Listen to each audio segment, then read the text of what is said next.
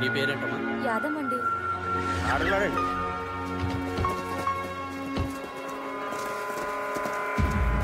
నమస్కారం సార్. ఎక్కడ సిద్ధార్థ? చెప్పండి, ఎక్కడ సిద్ధార్థ? తెలుసు సార్. చెప్పండి. సిద్ధార్థ ఎక్కడ ఉన్నాడో మాకెలా తెలుస్తుంది సార్? రేయ్, ఒక్కటి కూడా వదిలిపెట్టకండి. కుళ్ళబడిచేయండి నా కొడుకుని.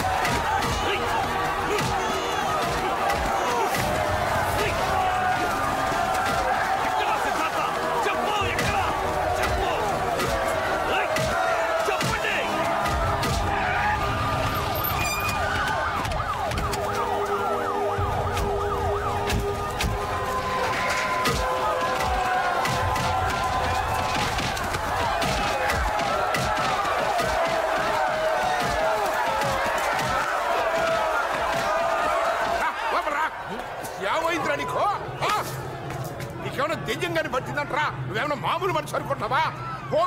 హోమ్ మినిస్టర్ వే. నేను కాదు, నేను మినిస్టర్ని కాదు. నేను రాజీనామా చేశాను. నేను ఇప్పుడు పప్పు యాదవ్ చేశాను. పప్పు యాదవ్ ఓడి రాజీనామా పిఐటి. ఇదిగోండి. అసలు ఈ రాజీనామా నేను యాక్సెప్ట్ చేస్తే కదా. నీ బోడి మంత్రి పదవి నా చేతుల్ని కట్టేస్తోంది, నా శక్తిని చంపేస్తోంది. వారని బండ బడ. నువ్వు గొప్ప లీడర్ అని చెప్పి కదంట్రా అయ్యగారిలో అందరినీ ఒప్పించి మరీ మినిస్టర్ గా కూర్చోబెట్టానా? నేను నా పొజిషన్ లో సేఫ్ గా ఉంటేనే నీ పొజిషన్ సేఫ్. చూడు, లేకుంటే నువ్వు కట్టడాల ఇంతే. నీ ఎమ్మక్కడ మన ఆగరా. ఇక పిచ్చిగా పడుతుంటరా.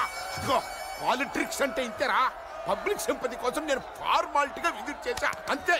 అర్థం చేసుకో. పదవి చేతులు లేకపోతే పబ్లిక్ కే తిరగబడతారు.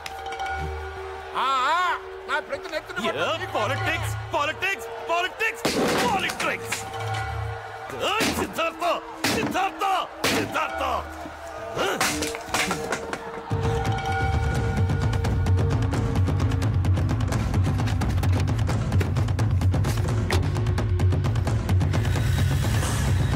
స్టేట్ ని ఇజ్జత్ పడిపోయింది. ఏం బావా నన్ను జైల్లో ఉంచేలా చేతులు కట్టేశావు? ఇవన్నీ తెలిసి ఇంకా ఇలా ఉంటే కత్తులు క్షమించిన బాంబులు క్షమించవు. బయలుదేరా. నా చెల్లిని తీసుకురాకపోతే నా పేరు మొండినానే కాదు.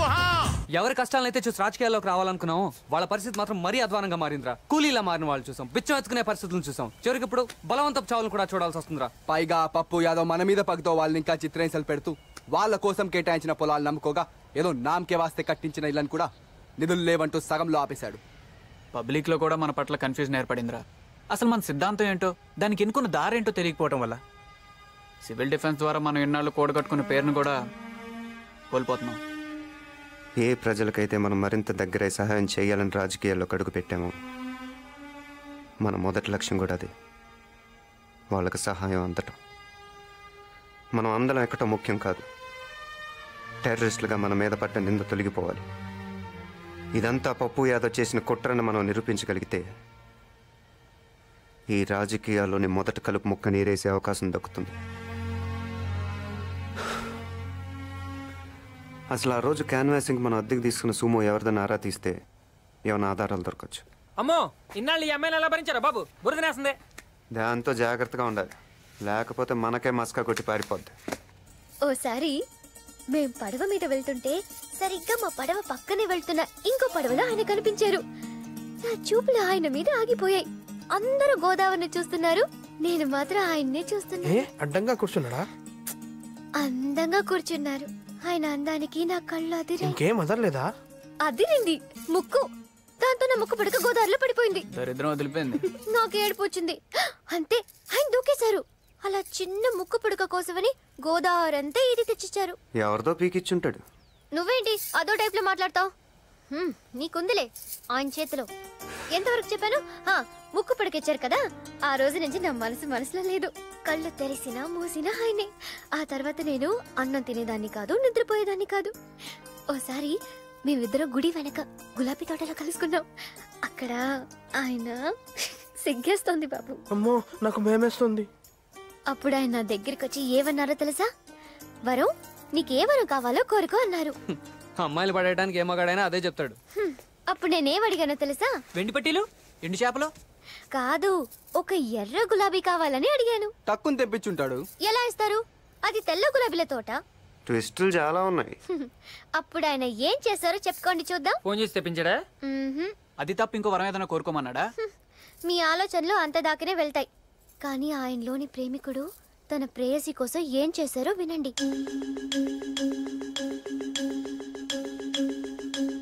చెయ్యి కోసి ఆ రక్తంతో తెల్ల గులాబీని ఎర్రగా చేసి నాకిచ్చారు. ఎవరు చెయ్యి?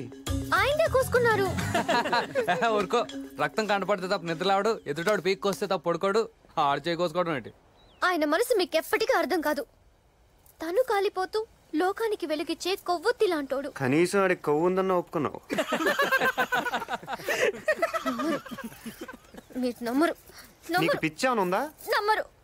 అవును, పిచ్చే. ప్రియుడి ఎడబాటు భరించలేకపోవడం పిచ్చే అయితే నాకు పిచ్చే. నచ్చిన వాడి కోసం బాధపడ్డ పిచ్చే అయితే నాకు పిచ్చే. తన గురించి ఆలోచిస్తూ రోజులు గడపడం పిచ్చే అయితే నాకు పిచ్చే. పిచ్చే పిచ్చే పిచ్చే నాకు. సరే సరే ఒప్పుకుంటున్నావు, నీకు పిచ్చే.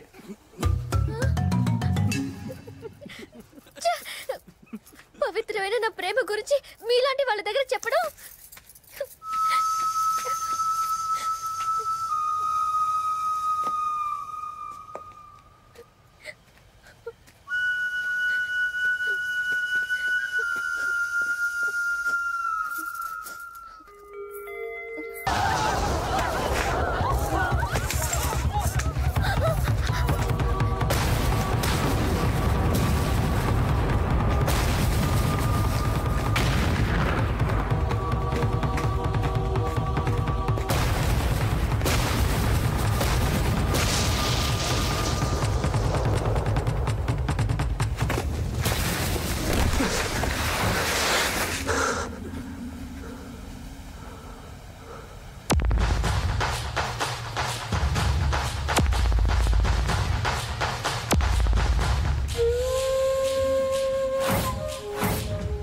వానాకాలంలో గొడుగు కావాలి, ఎండాకాలంలో నీడ కావాలి. ఏ కాలంలోనైనా ఒక్కడిని లేపేయాలంటే ఈ మొండి నాని కావాలి.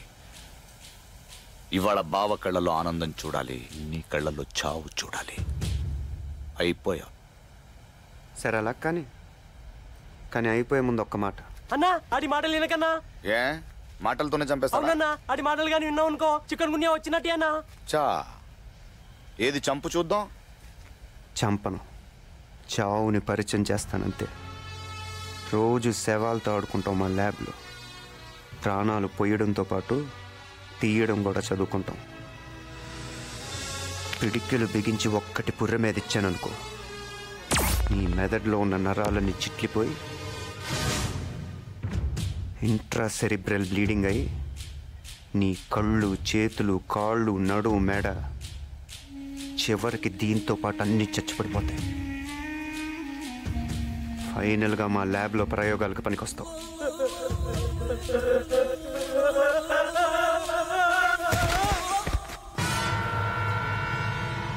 అయితే రారా, నీ కాలేజీలో కోసేది నా శవాన్నో నీ శవాన్నో చూద్దాంరా.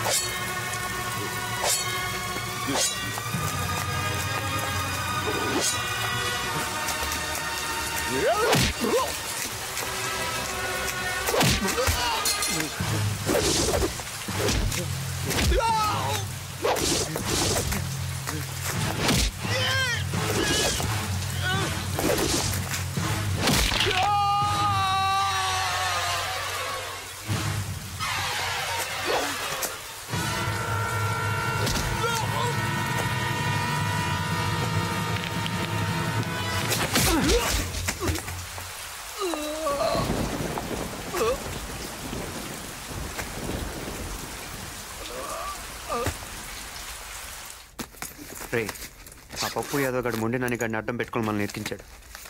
అసలు జైల్లో ఉండాల్సిన నానిగాడు బయటకు వెళ్ళి వచ్చాడు కనుక్కోండి. ఈ పరిస్థితుల్లో ఇంకెక్కడ దాక్కుంటారు? మొత్తం స్టేట్ అంతా జల్లెడ పడుతున్నారు మీకోసం. నా జాగ్రత్తలోనే ఉంటాను కానీ మీ పనుల్లో మీరు ఉండండి. ఎప్పటికప్పుడు కాంటాక్ట్లో ఉండండి.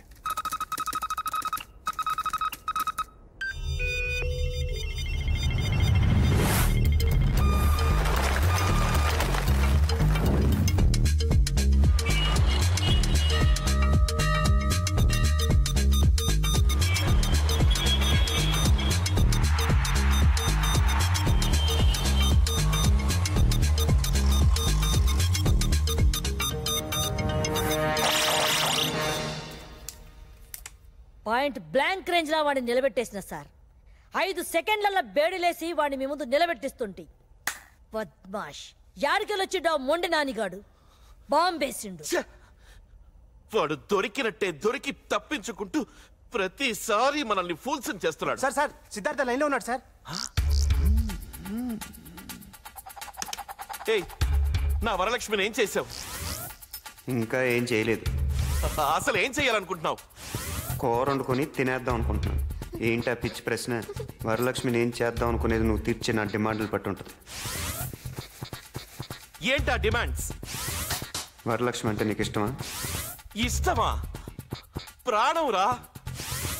అయితే మీ ఇద్దరు తిరిగి పేట్ల మీద కూర్చోవాలంటే నేను చెప్పిన పనులు చేయాలి. చెప్పు, ఎవరిని నేసేయమంటావు? ఏ మినిస్టర్ నేసేయమంటావు? ఏ పోలీస్ ఆఫీసర్ నేసేయమంటావు? లేకపోతే సీఎంని వేసేయమంటావా? కేసేయడాలు మనకో లెక్క కాదు. దొమ్మిలు అల్లర్లు ఎలాంటివైనా చిటికలో చేసేస్తా. నాంపల్లి స్టేషన్ ని పేల్చేయమంటావా? లేదా బేగంపేట ఎయిర్పోర్ట్ ని కూర్చేయమంటావా? చెప్పు, నా వరాన్ని పెళ్లాటం కోసం ఎంత అగ్గైనా పుట్టిస్తా. అవన్నీ నువ్వు ఎప్పుడు చేసావు కదా పప్పు. కొత్తగా ఏమైనా ట్రై చేద్దాం. సరే, ఏం చేయమంటావో చెప్పు. రాజకీయాలంటే ప్రజలకు సేవ చేయటం. నా డిమాండ్ కూడా అదే. ఏ ప్రజలకు నువ్వు వాగ్దానం చేసి నెగ్గావు, ఎవరికి అందాల్సిన సహాయం వాళ్ళకి అందకుండా నువ్వు మింగావు, వెంటనే వాళ్ళ దగ్గరికి వెళ్ళి ఆదుకోవాలి. లేకపోతే నీ పదవ కన్నా ప్రాణం కన్నా ఎక్కువైన వరలక్ష్మిని ముందు నేను చెప్పేది విను. నువ్వు 10 కోట్లు అడుగు, 10 కోట్లు ఇస్తాను.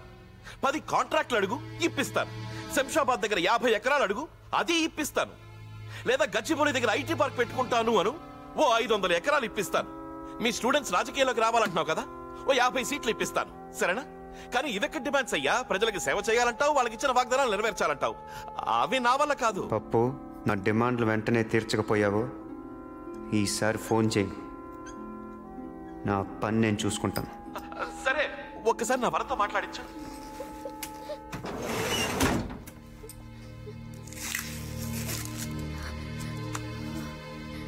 పప్పు, ఎలా ఉన్నావు పప్పు? వరం, పప్పు, ఏదో ప్రాణాలతో ఉన్నానంతే. బాధపడకు పప్పు. ఇంతకీ నువ్వెలా ఉన్నావు వరం? ఈ రాక్షసుడు నన్నేం చేస్తాడు అని క్షణక్షణం భయంతో చచ్చిపోతున్నాను పప్పు.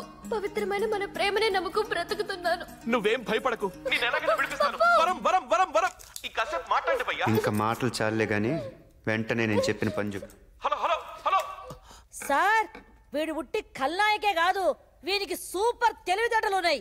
అరే వీడిని ట్రాప్ చేద్దామంటే దొరుకుతానే లేడు. వీడు యాడ్ నుంచో టెలిఫోన్ పోల్లకెళ్ళి మాట్లాడుతున్నాడు. సార్, వాడి డిమాండ్లన్నీ తీర్చాలంటే కనీసం మనకు 100 కోట్లనే కావాలి. ఎంత ఖర్చైనా పర్వాలేదు సార్, రాష్ట్రం అసలే లోటు బడ్జెట్లో ఉంది. ఆ కోరికలన్నీ తీర్చాలంటే మీరు తిన్నదంతా కక్కాలి. కక్కుతాను.